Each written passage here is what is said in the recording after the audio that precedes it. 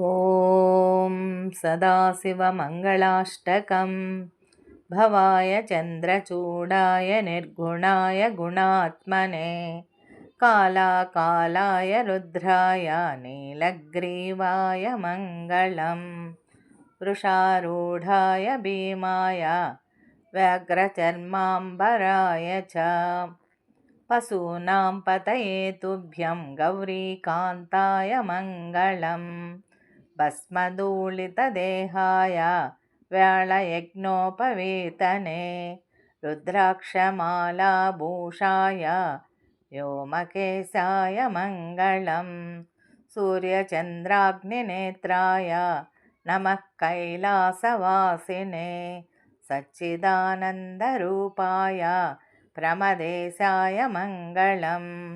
मृत्युञ्जयाय साम्बाय सृष्टिस्थित्यान्तकारिणे त्र्यम्बकाय शान्ताय त्रिलोकेशाय मङ्गलम् गङ्गाधराय सोमाय नमो हरिहरात्मने उग्राय त्रिपुराग्नाय वामदेवाय मङ्गलम् सद्योजाताय सर्वाय भवज्ञानप्रदायिने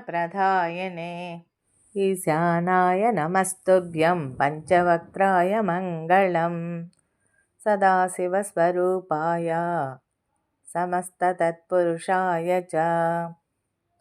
अघोराय च घोराय महादेवाय मङ्गलम्